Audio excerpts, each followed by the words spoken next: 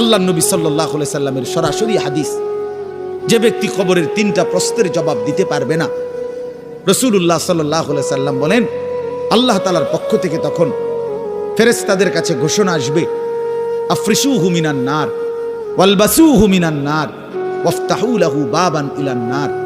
আমার এই নাফরমান বান্দার কবরে জাহান্নামের বিছানা বিছিয়ে দাও, জাহান্নামের পোশাক পরিয়ে দাও, আর জাহান্নাম বরাবর তার জন্য কবর থেকে দরজা খুলে দাও। ফেরেশতারা যখন এই কার্যক্রমটা শেষ করবে, প্রথম জাহান্নামের বিছানা বিছায় দিছে, পোশাক পরায় দিছে, জাহান্নাম বরাবর দরজা খুলে দিছে, আল্লাহর নবী সাল্লাল্লাহু আলাইহি ওয়াসাল্লাম বলেন একজন ফেরেশতা এসে তখন ফায়ুদরাবু লাহু বিমিতরাকাতিম মিন হাদিদিন, নবীজি সাল্লাল্লাহু আলাইহি সাল্লাম বলেন তখন একটা লোহার হাতুড়ি, লোহার গুর্জ, লোহার হাতুড়ি দিয়ে একজন ফেরেশতা তাকে একটা আঘাত করবে।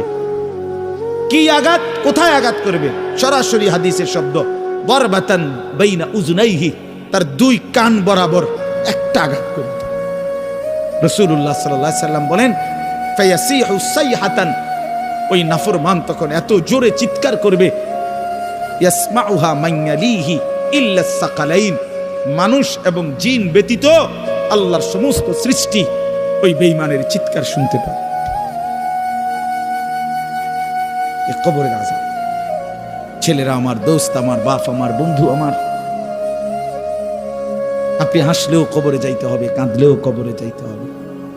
রাজপ্রাসাদের ওই অট্টালিকাতে যে থাকে সেও একদিন মরে যাবে, জীর্ণ কুঠিরে কুড়ে ঘরে যে থাকে সেও মরে যাবে।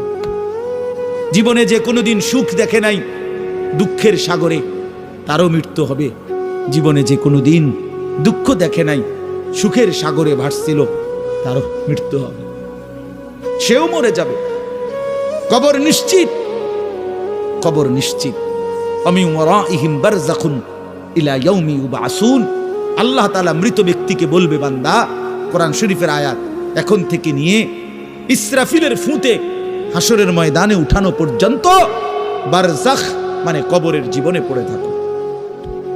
ভেবে দেখেন, ভেবে দেখেন, শুধু 1 মিনিট আমিও ভাবি, আপনিও ভাবেন। হাদিসের মধ্যে আছে মা বাইনান নাফখাতাইন 40, ইসরাফিল প্রথম ফু দিলে জমিনের সবকিছু মাটির নিচে চলে যাবে, দ্বিতীয় ফু দিলে মাটির নিচ থেকে আবার সবাই উঠে হাসরের ময়দানে দাঁড়াবে। তো নবীজি সাল্লাল্লাহু আলাইহি সাল্লাম বলছে এই 2 ফুঁয়ের মাঝখানে ব্যবধান হবে 40।